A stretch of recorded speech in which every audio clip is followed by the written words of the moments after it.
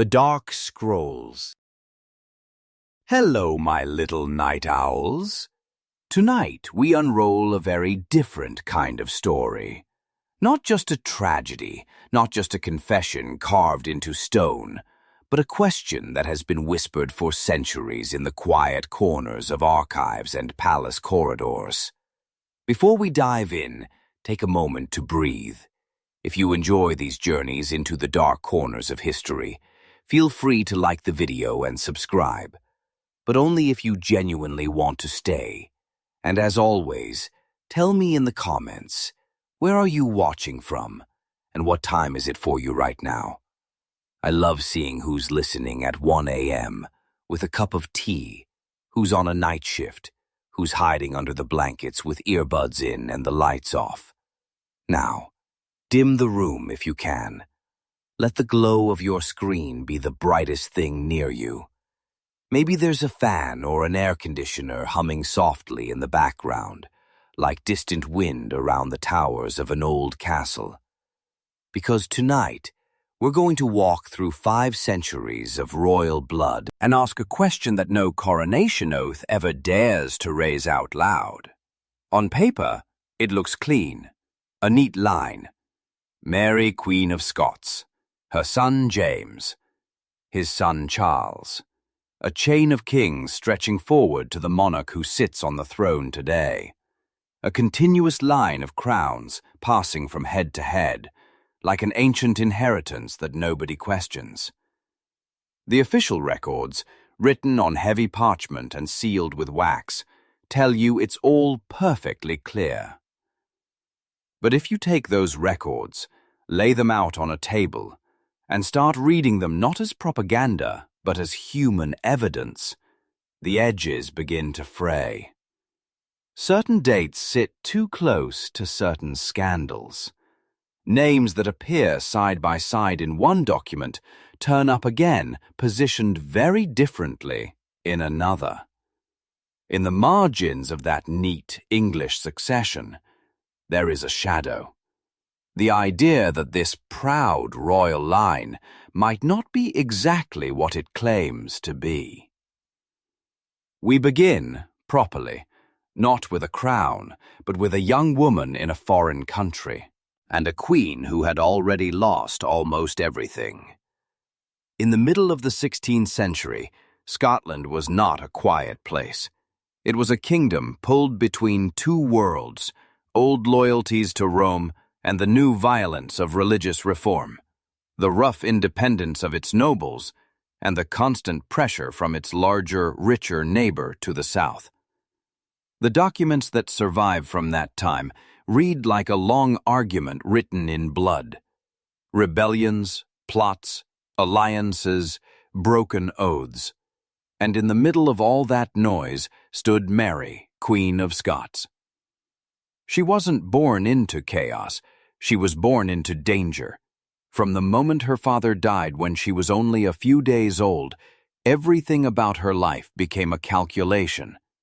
As an infant queen, she was a prize to be controlled, protected, or captured. The solution was to send her away, across the water, to France. There, the records describe a girl raised not in a storm-battered tower, but in glittering French palaces, educated beside princes, speaking Polish, French more easily than the rough Scots tongue she would eventually rule. In those French accounts, Mary appears as brilliant, graceful, almost too bright for the shadowed world she would return to. She married the French Dauphin, became queen consort of France for a brief, fragile span of time, and then, suddenly, that path collapsed. Her young husband died. The crown of France slipped from her head almost as quickly as it had been placed there. The girl who had been raised like a daughter of France was escorted to a ship and sent back to the colder, harsher kingdom that technically belonged to her. The records become darker when she comes home. The Scotland she returned to was not the one she had left as a child. The nobles were more powerful, more divided. Protestant reformers had taken their place beside the old Catholic families. suspicion hung over everything. And Mary, with her French manners and Catholic faith, her youth and beauty, was both a symbol and a threat. You can see the tension in the way the documents describe her first years back. Careful proclamations, carefully chosen advisors, carefully staged gestures of tolerance. Her court was a strange mixture of French sophistication and Scottish steel. And in the middle of that, a decision had to be made. Who would marry this queen? And who would father the next generation? On paper, the answer was Henry Stuart, Lord Darnley, tall, handsome, with good Tudor blood that tied Scotland and England together. The marriage contract looks perfect when you read it in black ink, a union of two strong claims that might one day bring both kingdoms under one crown, the kind of thing that makes diplomats sigh with satisfaction. The reality, preserved in letters and complaints and fragments of testimony, was different. Darnley drank. He boasted. He wanted not just to be king consort, but to rule in his own right, to take his wife's legal powers for himself. It didn't take long before the documents stopped calling him hopeful and start calling him arrogant, dangerous, and unstable. And then, into that troubled court, stepped a man who did not belong to Scottish power games at all. David Rizzio. His name appears in the records quietly at first, almost in passing. A musician, a secretary, a man of Italian origin, brought in to assist with foreign correspondence and court entertainments, someone on the edge of things. Then, over a span of months, his name moves closer to the center. He is listed among those present at private audiences. He receives clothes and small gifts from the Queen. His role shifts from background figure to trusted personal secretary. That shift did not go unnoticed. The nobles around Mary watched as Rizzio's influence grew. They saw the private conversations, the late hours, the Queen's reliance on this foreigner whose loyalties were not tied to any Scottish clan. You can feel their discomfort in the accusations that begin to appear. Overmighty, presumptuous, corrupting the Queen. The kind of language that powerful men use when they feel their access to a ruler slipping away. At the same time, Mary's marriage to Darnley was decaying in plain sight. Reports from that period describe quarrels, public sulks, Darnley demanding more titles, more authority, more recognition. He resented the influence of his wife's secretary. He resented the fact that her letters did not pass through his hands, and he resented that the Queen could find ease in long conversations with another man, while their own relationship was becoming little more than a negotiation, with no warmth left in it. Then, in 1566, the documents record something new. Mary is with child. Everything in the record tightens at this point. The stakes rise. The question of succession is no longer theoretical. There will be an heir. The scribes begin to note Mary's movements more carefully. Where she sleeps, who attends her, who is admitted, who is not. And around her, the whispers grow louder. Some later accounts, written not in the heat of the moment, but with the cold satisfaction of hindsight, suggest that the tension between Darnley and Rizzio had taken on a darker tone by now.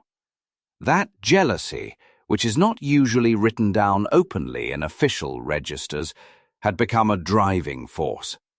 They hint that Darnley wondered aloud whether the child his queen was carrying was truly his, that he listened too eagerly to nobles who offered him a way to solve both his humiliation and their own resentment of Rizzio in a single stroke. What is documented clearly, without ornament, is the night of March 9th, 1566. Mary was in a small supper chamber at Holyrood Palace, heavy with pregnancy, seated at a table with a few companions. Rizzio was there, close to her, as he usually was. The records describe a quiet evening, conversation, food, the kind of domestic scene that rarely makes it into state papers unless something terrible interrupts it. Something terrible did. The door burst open. Darnley entered first, then a group of armed men, Scottish lords with steel under their cloaks. The descriptions that survive are stark. Voices raised, accusations, hands on Rizzio, dragging him away from the Queen's side, Mary protesting, clinging to him. One account records that a pistol was pointed at her belly to force her to let go. The unborn child already a bargaining chip in a room full of blades. They pulled Rizzio into the next chamber and killed him. Not with a clean executioner's stroke, but with a frenzy of stabs, dozens of wounds, his blood soaking into the boards just feet from where his queen sat. The witnesses talk about his body lying near the doorway, about bloodstains that could not be entirely scrubbed away afterward. It is one of those moments where the brutality of court politics stops pretending to be anything else. From that point on, the record of Mary's life reads like the aftermath of an explosion. She was held virtually a prisoner under guard while the conspirators tried to force political concessions from her. Then she turned the situation, escaped to loyal supporters, and the names of those same lords suddenly appear in lists of rebels to be punished. Darnley, who had walked into the room with the murderers, tried to distance himself from what had happened. He blamed others. He pleaded. He insisted that he had only been used. The Crown's scribes note that Mary managed to reconcile with him, at least outwardly, in the months that followed. They lived under the same roof again, if not always in the same bed. To keep the kingdom from tearing itself apart, she had to appear forgiving. She had to move forward. The child in her womb continued to grow, and in June of that same year, in Edinburgh Castle, guarded by rock and gun and loyal men, the future king was born. The entry for that day is careful, almost ceremonial in its precision. The time, the place, the witnesses, the proclamation.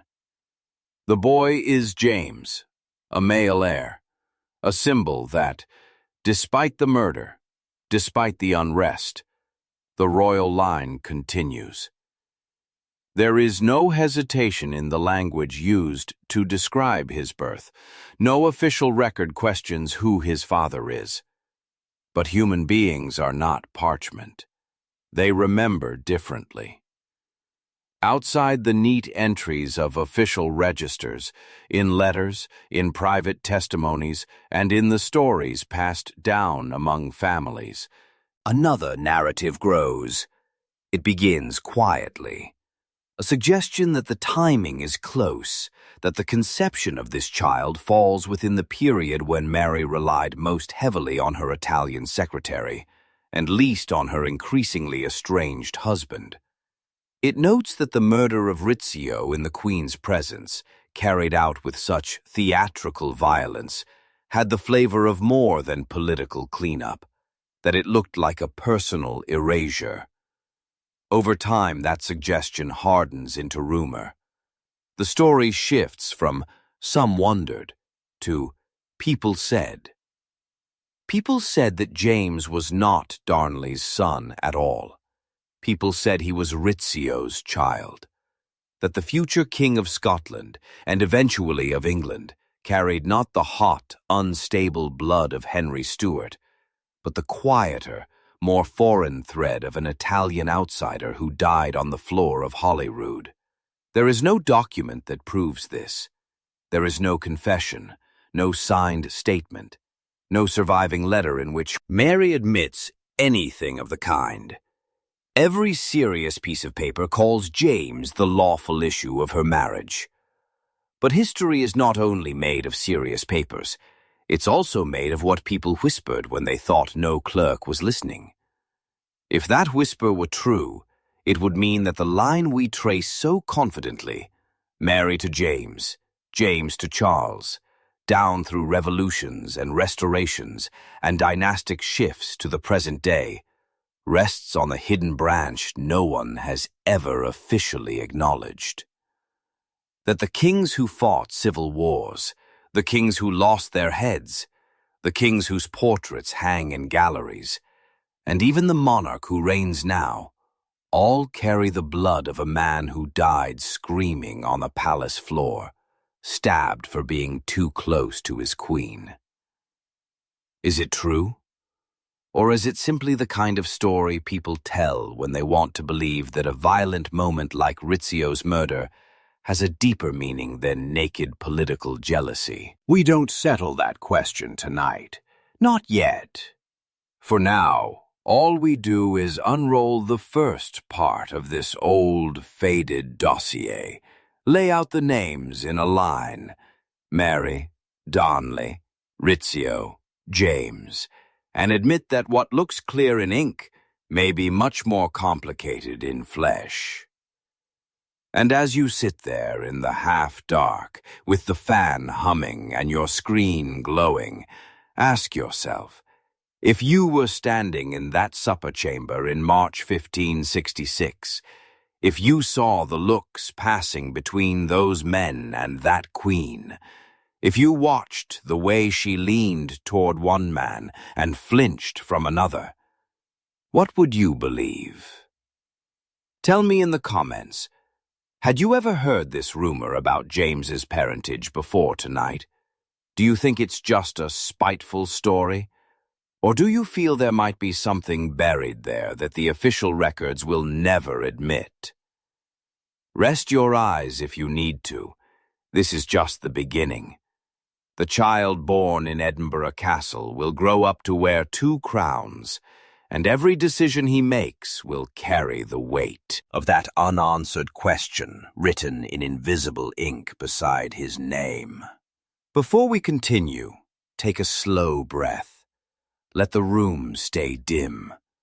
Let the quiet settle around you like dust in a forgotten archive.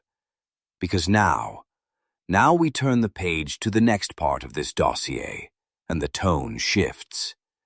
If the first section belonged to shadows and rumor, the next belongs to consequence. You're still here, my little night owls, leaning toward the screen, letting the old world breathe through the cracks.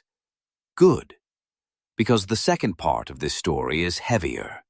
It stretches across courts and kingdoms, across murders that were never solved, and across a throne that passed to a man who carried a mystery into every decision he made. And that man, James, grew up in the aftermath of blood. When you look at the documents from his early childhood, you can see the cracks forming around him before he is even old enough to speak. His mother, Mary, Queen of Scots, barely survived the fallout of Rizzio's murder. She tried to rebuild, to present herself as a monarch still in control, still legitimate, still capable of producing heirs and alliances. But the ink stains on the records from this period are telling. Every scribbled note, every revision, every contradictory statement hints at a queen struggling to keep her crown on her head. Darnley's presence in her life became more and more toxic. They lived under the same roof, but usually not in the same room. Letters from foreign ambassadors report that Darnley was unstable, irritable, unpredictable. Some describe him as terrified of Mary. Others insist he still believed he could dominate her purely through force of will.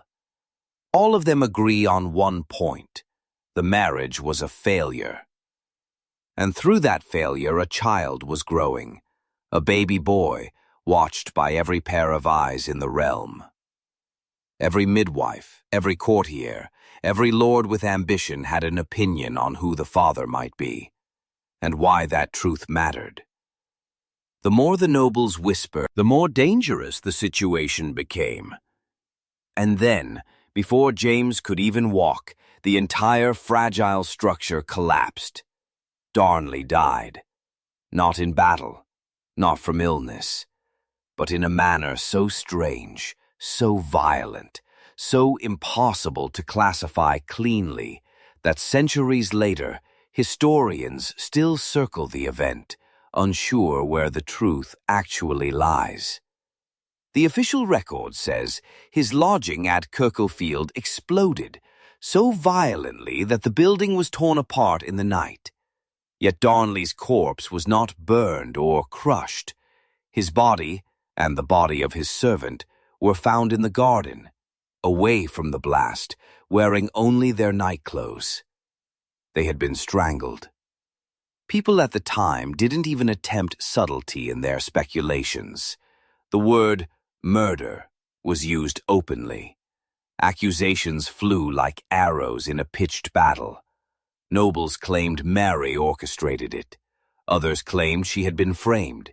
Still others insisted it was a political act committed by ambitious lords who wanted to control the succession, but not before bruising her reputation enough to break her authority. At the center of all this noise was the infant James, the boy who had Rizzio's gentleness, or Darnley's restlessness, or Mary's intelligence. It depended on whom you asked. But the truth is, he inherited something else entirely. The danger of being an heir whose father had died a violent, unresolved death. Then Mary made what the documents call a disastrous choice. She married James Hepburn, Earl of Bothwell, a man widely suspected of participating in Darnley's murder. Whether she loved him, feared him, or simply lacked better options has never been conclusively proven, but the effect was immediate and catastrophic. The nobles revolted. Mary's armies melted away from her. She was captured, forced to abdicate, and imprisoned. Her infant son, barely a year old, was crowned James VI of Scotland. A baby, placed on a throne because every adult around him wanted to control the future through him. The coronation entries list his tiny body held aloft, his small hand guided to touch the royal insignia, his cries echoing through the rafters of the kirk. Officially, he was the symbol of stability after chaos. Unofficially, he was a pawn. Mary, the mother who might have protected him, was taken away, first to one fortress, then another. Eventually, she was smuggled across the border into England, thinking Elizabeth I, her cousin, would help her reclaim her throne. Instead, the English queen imprisoned her for 19 years. That almost 2 decades-long imprisonment hangs over every page of James's childhood like a storm cloud. The boy grew into a young man surrounded by men who despised his mother, men who had deposed her, declared her unfit, and who raised him to believe that his survival depended on keeping her at a distance. Some accounts suggest they told him she had abandoned him voluntarily, others implying she was dangerous, unstable, incapable. In his letters, you can see the confusion. He writes to her with formality, with a cold politeness that betrays how little he truly knew her. A son raised to view his own mother as a threat. That is the foundation of James's personality. As he matured, the records describe him as bright, quick-witted, fond of books, theology, and hunting, but also insecure, desperate for approval, and profoundly uncomfortable with confrontation. Some have called that softness evidence that he wasn't Darnley's child, that he had none of the Stuart volatility in him, that he reflected more of the quiet intellect attributed to Rizzio. But personality is not proof. What we can say is this: James grew up believing he had to protect his crown from everyone, even his own blood. And then something happened that would change not just James's life, but the course of England and Scotland for centuries. Queen Elizabeth I died childless. In her last hours, when courtiers pressed her about the succession, she reportedly gestured weakly toward the Scottish direction and murmured something like, "The King of Scots." That was enough. James was her closest, legitimate heir, and suddenly, the boy who had grown up surrounded by suspicious nobles, who had never seen his mother free, who had watched violence from cradle to crown, became King of England as well. James VI of Scotland became James I of England. 2 crowns, 1 man. The official records of his arrival in England are glowing. Streets draped in banners, parades, speeches, a kingdom eager to welcome a new dynasty. But beneath the pomp was a quieter curiosity that no royal proclamation could brush aside. What kind of man had just taken the English throne? And what blood flowed in his veins? Some English nobles wrote that James bore little resemblance to Henry Stuart, his supposed father. They described him as thin, with a long face, sloping shoulders, and a mild temperament. They compared him to no notable Scottish ancestors, but occasionally, quietly, to portraits of Italian courtiers they had seen abroad. Whether this resemblance was real or a product of rumor is impossible to confirm now. But it was noticed. James himself seemed aware of the whispers. His speeches often emphasized his legitimacy, almost obsessively. He referenced lineage, divine right, unbroken succession. The harder he pressed the point, the more it suggested he felt the need to. He also despised rebellion with a particular intensity. Any hint of insurrection, any suggestion of disloyalty, sent him spiraling into fear and rage. He commissioned treatises on monarchy, lectured Parliament about obedience, and wrote long, anxious documents about the dangers of subjects questioning their king. It is hard not to read these obsessions as the aftershocks of his childhood, a boy shaped by betrayal, terrified of repeating the chaos he had seen. But it is equally hard not to wonder if there was something else, something unspoken, beneath that anxiety.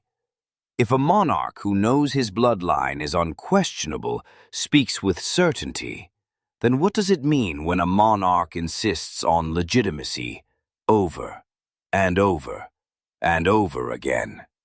His reign was marked by a careful balancing act. He tried to present himself as a unifier, a peacemaker, a learned philosopher king. Yet the documents betray a ruler who was deeply uneasy, easily manipulated by favorites, and constantly shading his decisions with political paranoia. When he died in 1625, the official statements were full of the usual platitudes. A wise king, a peaceful reign, the end of an era.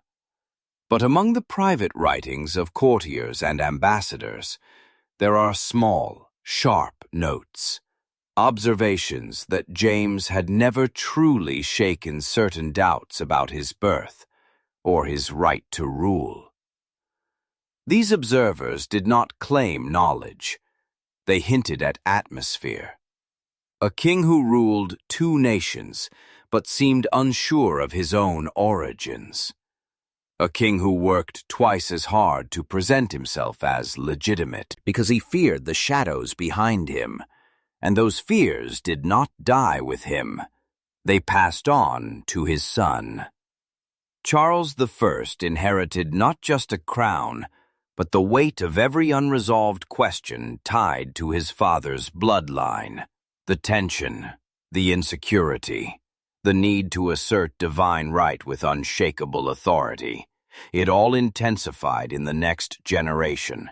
And as we turn the page to Charles's story, we watch the consequences expand from personal anxiety to national catastrophe. For now, pause with this thought. If James had been absolutely certain of his parentage, would he have ruled differently?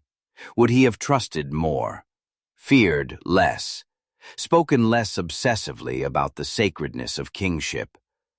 Or did he spend his life trying to outrun a rumor written not on parchment, but in the nervous glances of the men who raised him? Tell me, night owls, what do you think shaped him more, the violent deaths of his parents, or that whisper that he might not be his father's son? Take a moment, sip your tea, adjust your blanket. When you're ready, we'll step deeper into the archive, into the reign of Charles I, the king who inherited not just a kingdom, but a storm. Before we open the next page, take a moment to settle back into the dark. Let the quiet deepen around you. We're moving farther into the archive now, into a realm where the ink turns darker, and the consequences of one uncertain birth ripple outward until they tear a kingdom in half. You're still here, my little night owls, and I'm glad. Keep the room dim. Keep whatever soft noise you have in the background, because part 3 of this story isn't gentle. It's a slow tightening of a rope around a neck that doesn't realize it's being pulled until far too late. We left off with James, 2 crowns on one uneasy head. A king who spoke endlessly about legitimacy, about divine right, about obedience. If you listen to the tone of his speeches, if you read the reports from ambassadors who met him privately, you can sense what was beneath all that certainty. Something nervous, something fragile, something shaped by a childhood built on murder, kidnapping, and whispered doubts. And that fragility was the inheritance he passed to his son. Charles was not the firstborn. He wasn't supposed to be the one who carried the future of 2 kingdoms. His older brother Henry was. Henry Frederick, Prince of Wales, brilliant, charismatic, adored by the public in a way James never was. Foreign dignitaries wrote about him with something close to awe. One said Henry had the makings of a conqueror. Another noted that crowds cheered for him spontaneously in the streets, something they rarely did for his father. Charles grew up in that shadow. As a child, he was sickly. He struggled to walk, spoke late, stuttered, and always seemed to shrink from attention. While Henry sparred, hunted, charmed, and dazzled, Charles was the quiet boy in the corner, clinging to tutors and servants, trying and failing to be seen as worthy.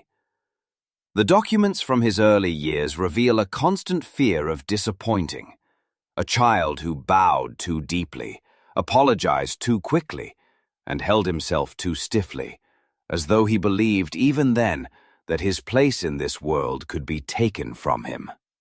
James adored Henry. It was obvious. He poured hopes into him that he had never dared to place on himself. The crown, the future, the union of England and Scotland. Everything seemed secure because Henry embodied the strength James thought a king should have. Then Henry died. Suddenly, violently. A fever that burned through him in a matter of days. His physicians didn't understand it. They bled him, dosed him with the usual medieval and early modern horrors, leeches, purgatives, herbal concoctions. Nothing worked. The boy who carried a kingdom's hope died at 18, leaving his father shattered. The chronicles describe James breaking down at the news, wailing with a kind of primal grief.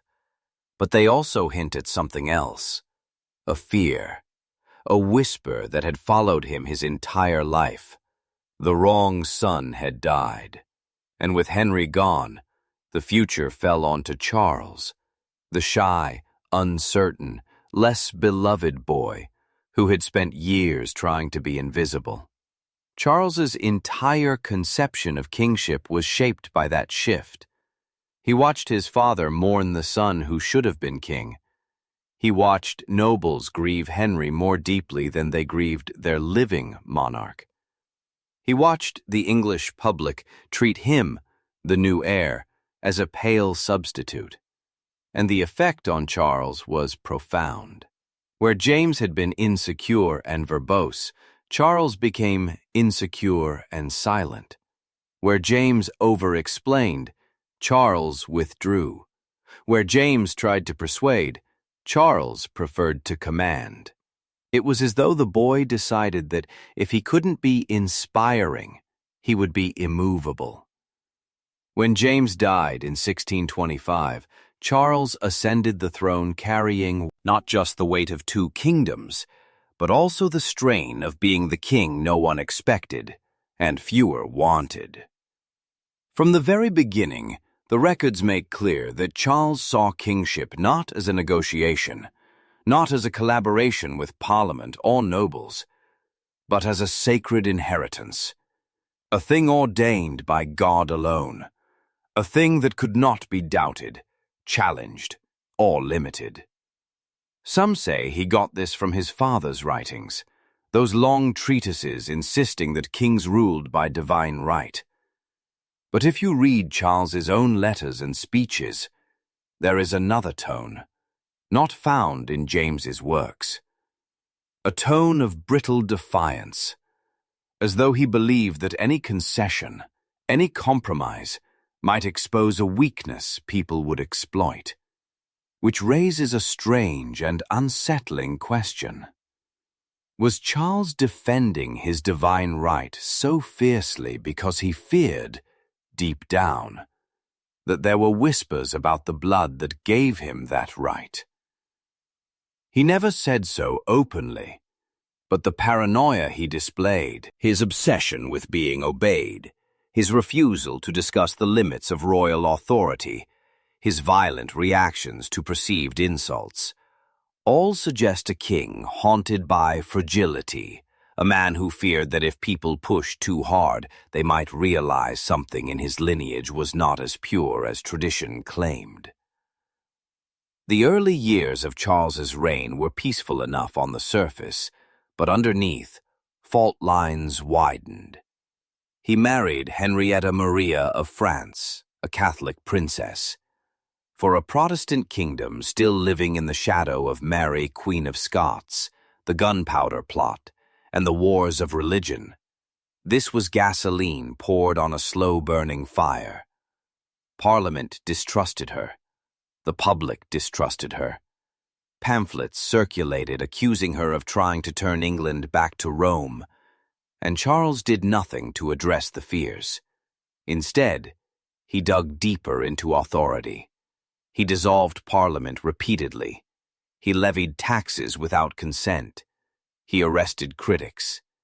He clung to his favorites, Buckingham first, Laud later, with a devotion that looked like desperation. Every time Parliament pushed, he pushed harder back. What's striking when you read accounts from the time is that nearly everyone around Charles misread him. They thought he was arrogant. They thought he was stubborn. They thought he was indifferent to the needs of the realm. But the private letters reveal something different. Charles was afraid, and frightened kings make dangerous decisions. He wanted clarity, certainty, hierarchy. He wanted to believe in a world where the king's word mattered more than the chaos he had inherited, a world where no one murmured about parentage or bloodlines or legitimacy, a world where questioning the king was unthinkable. So he created that world in his head and tried to force the kingdom to match it. The result was the slow march toward catastrophe. The documents from the late 1630s and early 1640s read like the tightening of a noose. Parliament accuses Charles. Charles accuses Parliament. Petitions turn to demands. Demands turn to threats. Threats turn to militias. The kingdom divides itself into king's men and Parliament's men. Churches split. Families split. And every step of the way, Charles refused to bend. Some modern scholars wonder why he was so rigid, why he clung so hard to a vision of monarchy that was already outdated, why he preferred civil war to compromise. They point to his upbringing, his shy nature, his brother's death, his father's writings. But others point to something subtler.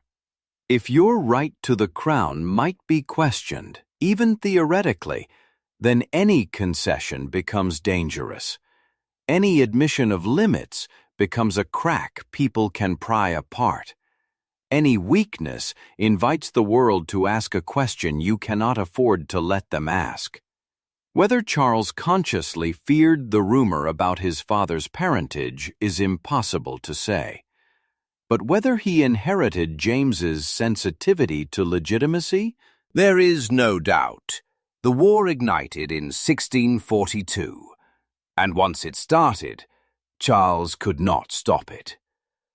The years that followed are some of the most deeply recorded in British history.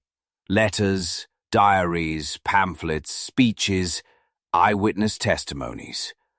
All of them document a kingdom tearing itself in half on the question of how far a king's authority should reach. To Charles, the answer was simple: entirely. To Parliament, the answer was equally simple: no longer. The war dragged on, battles won, battles lost, alliances forged and broken. Through it all, Charles remained unwavering, almost serene in his belief that God would vindicate him, even as armies collapsed, even as cities fell, even as his supporters deserted him.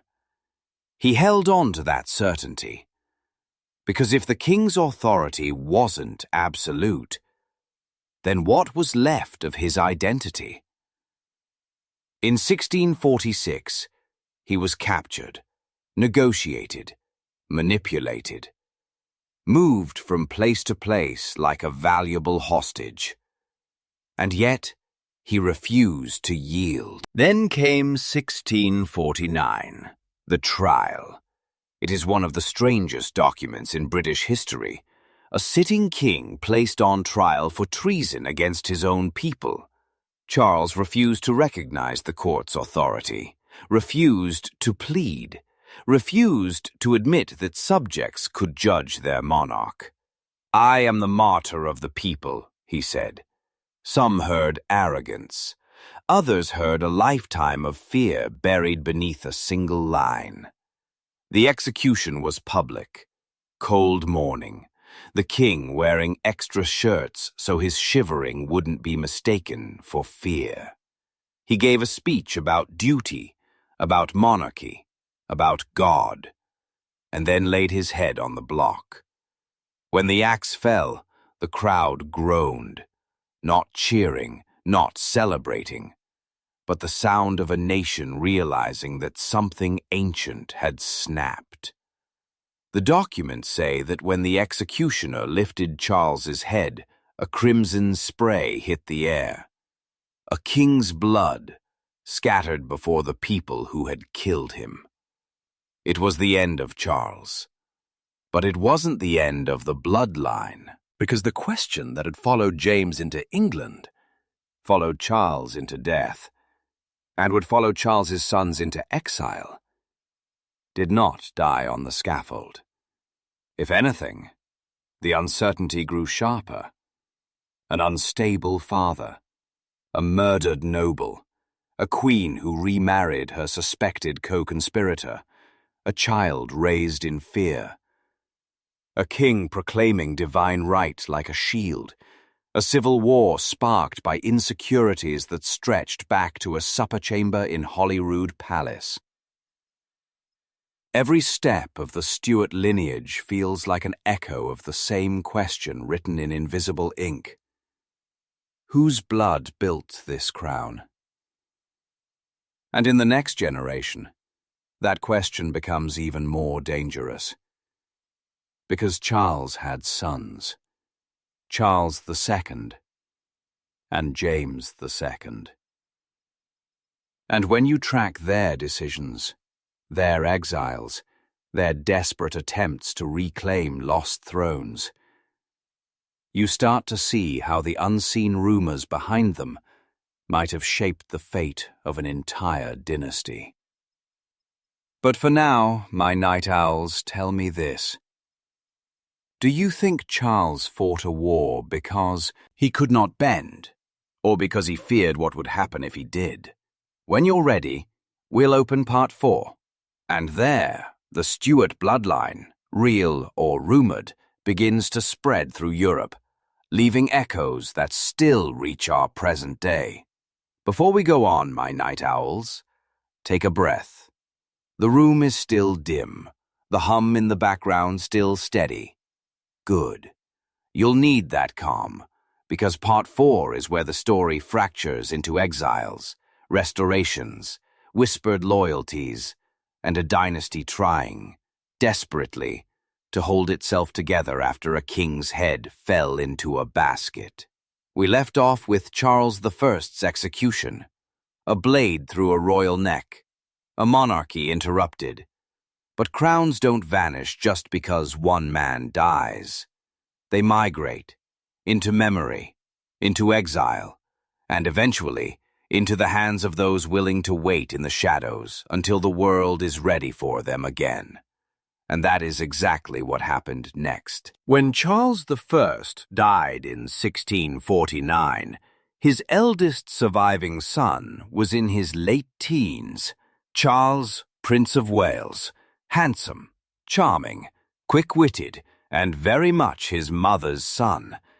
He was also a fugitive. Parliament declared the monarchy abolished and the Commonwealth established. Suddenly, being a Stuart was not a privilege, it was a crime. Charles fled to the Netherlands, then to France. His court, such as it was, survived on charity, political calculations, and the fragile hope that England would one day grow tired of its experiment and want its king back.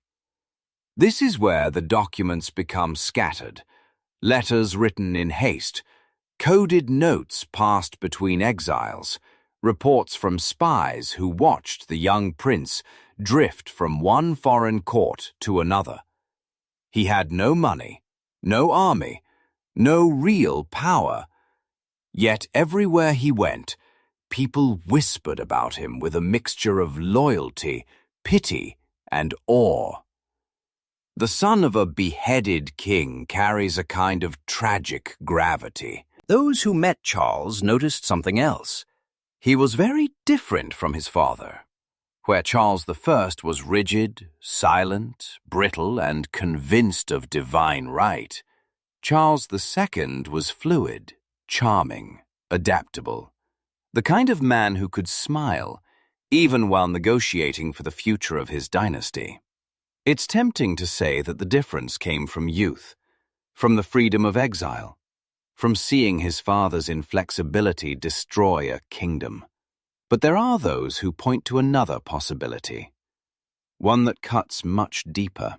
If Charles I carried the insecurity of James's uncertain parentage like a weight, then Charles II seemed determined to outrun it, to redefine kingship on his own terms, to rule with charisma instead of fear, to seduce rather than command, to make monarchy not a burden, but a performance. And yet beneath the silks, the wit, the banter, the carefully cultivated grace, there was steel. The Commonwealth under Oliver Cromwell was efficient, stern, and deeply unpopular with certain segments of the population. Taxes rose, restrictions tightened, public entertainments were limited, and the memory of monarchy began to glow in the public imagination like a forbidden candle. By the time Cromwell died in 1658, England was exhausted, fractured, and ready for change. 2 years later, the invitation came. Parliament, divided, unsure, and longing for stability, sent word to Charles II. Return, take your throne, restore the old order.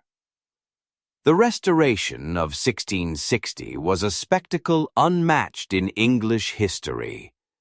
Charles II entered London to wild jubilation. Bells rang, bonfires lit the streets. The same people who had shouted for Republican liberty now clamored for a king. Such is the way of crowds. They turn faster than ink can dry. Charles II took back the crown with a smile on his face and a ledger in his hands. He promised forgiveness, reconciliation, and national healing. But the documents from the time betray a truth. He never forgot who killed his father, and although he granted pardons widely, he did not grant them universally. Several of the judges who sentenced Charles I were hunted down and executed. Others fled. Others hid. The message was clear. The monarchy had returned, and it remembered everything. Yet Charles II was not primarily a king of vengeance. He was a king of survival. A king shaped by exile. A king who understood that power could vanish overnight, that legitimacy could be questioned, that the line of kings could be severed as easily as a head on a block. So he ruled carefully, or as carefully as a man with his appetites could manage. His court was unlike anything England had seen before. Decadent, seductive, full of poets, actresses, philosophers, mistresses, gamblers. Laughter and perfume and politics all mixing in the same rooms. Charles II fathered many children, dozens by some accounts, but none of them were legitimate. None could inherit the throne, which meant the next heir was his younger brother James, Duke of York. And here, my night owls, the story turns again, because James was everything the Restoration did not want him to be. Where Charles II was relaxed, James was rigid. Where Charles was playful, James was severe. Where Charles moved between factions like a dancer, James broke things with his bare hands. Most critically, James converted to Catholicism at a time when England still reeled from memories of Mary Tudor, the Gunpowder Plot, and wars fought over religion. The tension around James's faith cannot be overstated. The documents from this period are full of warnings, letters urging Charles II to bar his brother from the succession, petitions demanding that James be excluded, pamphlets predicting civil war, foreign invasion, or divine punishment if a Catholic king ever sat on the English throne again. But Charles II refused to alter the succession, perhaps because he believed in birthright, perhaps because he had no legitimate heirs, perhaps because he feared that tampering with the line, even for political safety, would invite the world to question the monarchy's foundations again. And perhaps, though no document says it aloud, because Charles II understood too well the power of rumors about illegitimacy. He had grown up with the ghost of that whispered question around his father and grandfather. He would not allow anyone to pry open that door again. So, when Charles II died in 1685, James II became king, and England flinched.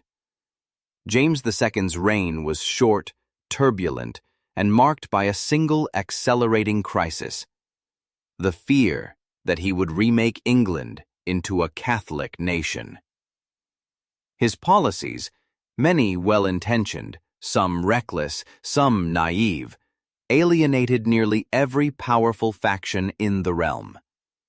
He suspended laws without parliament, promoted Catholics to high office, arrested bishops, married a Catholic Italian princess, and then, most disastrously, produced a male heir in 1688. A Catholic baby, a future Catholic king.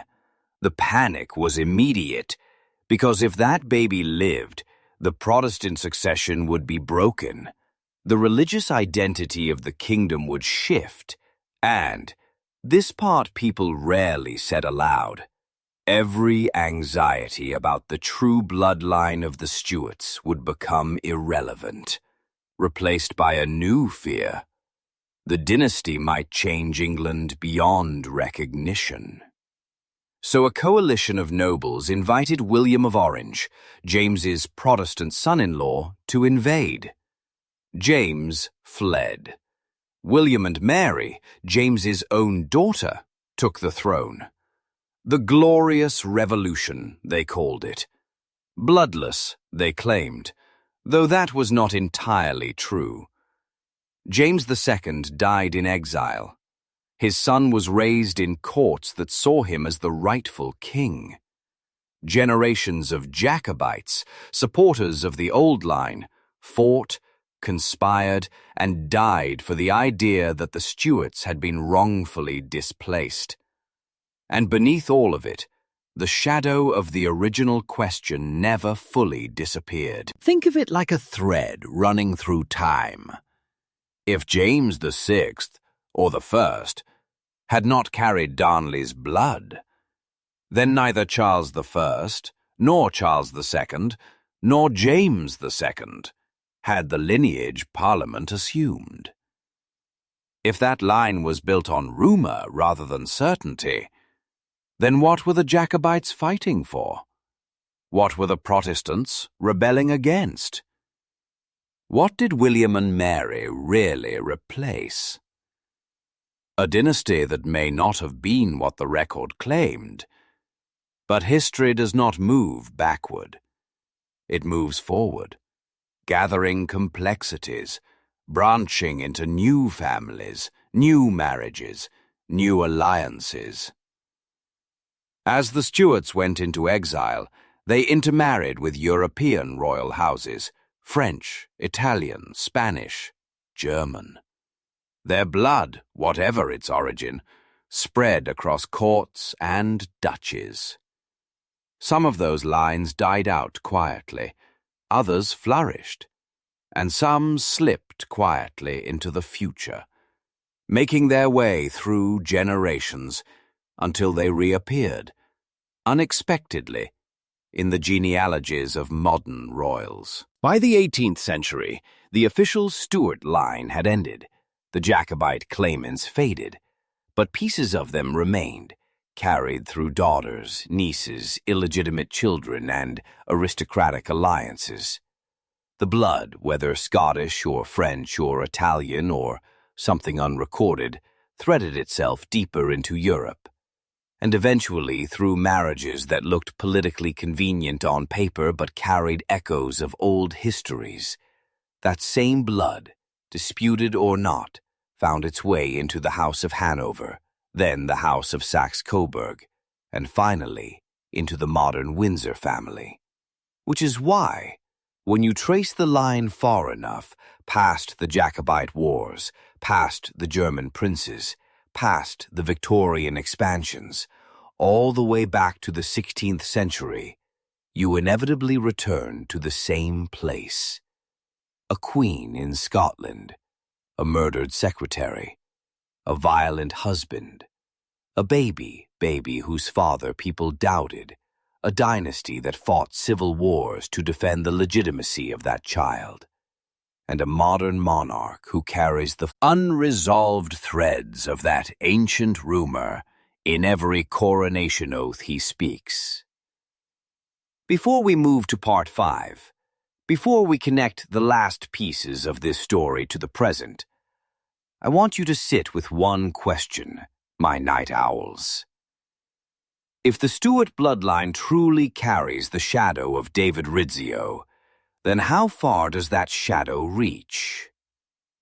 Into the Hanoverians, into the Windsors, into the man who wears the crown today. When you're ready, we'll unroll the final page, where the past collides with the present, and a 500-year-old whisper settles onto the shoulders of a modern king. Before we open this last page, my little night owls, keep the room dim. Let the quiet deepen the way it does in a library long after closing, when the only sound is the soft breathing of old paper.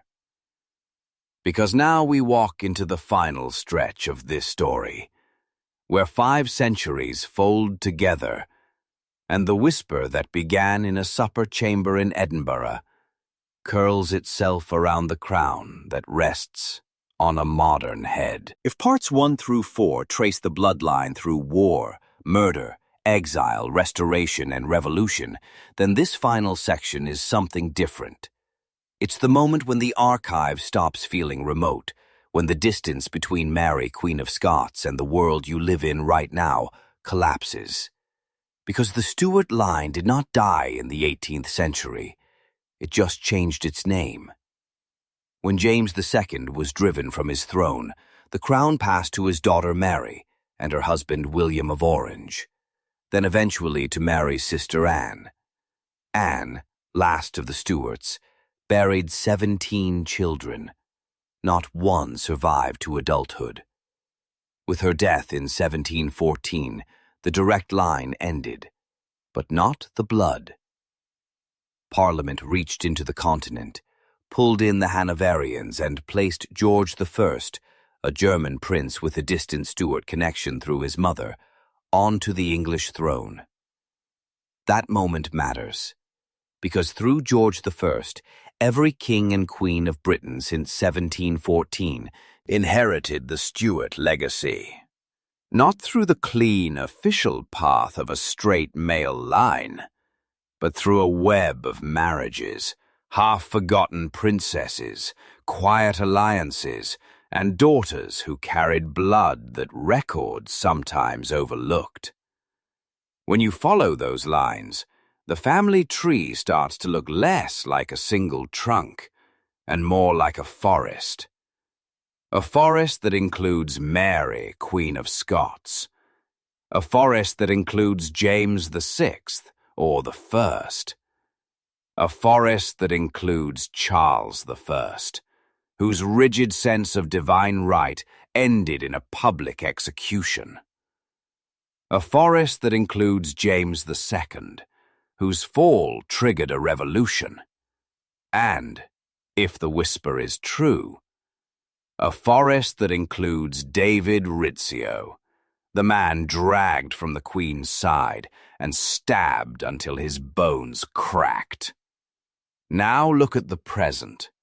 The modern royal family: Victoria, Edward VII, George V, George VI, Elizabeth II, and Charles III, traces its ancestry directly back to James VI/1 of Scotland. The Stuart blood, disputed or not, flows straight into the House of Windsor. And the question that haunted James in private letters, that fueled Charles's rigidity, that followed the Jacobites into exile, still floats quietly beneath the surface. If James was Rizzio's son, then every monarch after him carries a hidden lineage. Not a scandal in the modern sense, not a controversy to topple a government, but a shift, a subtle, almost poetic rewiring of royal history. Imagine it. 5 centuries of kings tracing their legitimacy through a line that might not begin with a Scottish nobleman at all, but with a foreign secretary whose death was so violent that it shook a kingdom. Imagine every coronation oath, including the one sworn by the current king, spoken atop foundations laid partly in rumor and partly in blood. No document has ever proven it. No historian has ever accepted it as fact. But the whisper never died. It survived the Reformation, Civil War, the execution of Charles I, the exile of James II, the rise and fall of Jacobitism, the Industrial Age, 2 world wars, and the modern monarchy. It survived because human beings are drawn to the places where the official record leaves a crack, just wide enough for doubt to breathe. And if you look closely, you see that doubt everywhere. In James I, obsessively defending the legitimacy of kingship. In Charles I, refusing to compromise because he feared any crack in authority. In Charles II, smoothing over every question with charm and spectacle.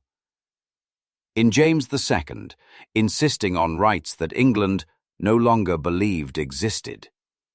In the Jacobites, fighting for a dynasty whose origins were already questioned. In Hanoverians, adopting Stuart symbols to solidify their claims. In modern genealogies, drawing neat lines while ignoring the chaos behind them. Which brings us to the present. King Charles III sits on a throne once fought over by men who believed kingship flowed through them like divine fire. His ancestry includes Tudors, Stuarts, Hanovers, Saxe-Coburgs, Windsors. But follow the lines slowly, past the wars, past the reforms, past the revolutions, and eventually you reach the same question scrawled in the margins of 16th century papers. Whose child was James? Whose blood shaped a dynasty? Whose death carved the future of a kingdom? History will never settle this definitively. Archives don't answer whispers. They only preserve them. So all we can do is lay the record before us. Mary's danger, Darnley's jealousy, Rizzio's murder, James's nervous reign, Charles's downfall, the exiles, the restorations, the shifting dynasties, and ask whether a single moment of violence in a supper chamber sent shockwaves all the way to the modern world. Before we close the dossier, tell me in the comments, do you think the Stuart line is what the records claim? Or do you think history has been wearing a mask for 500 years? Thank you for staying with me through this long, winding night. If you made it to the end, drop a comment with a single word, awake, so I'll know you walked every shadowed step with me.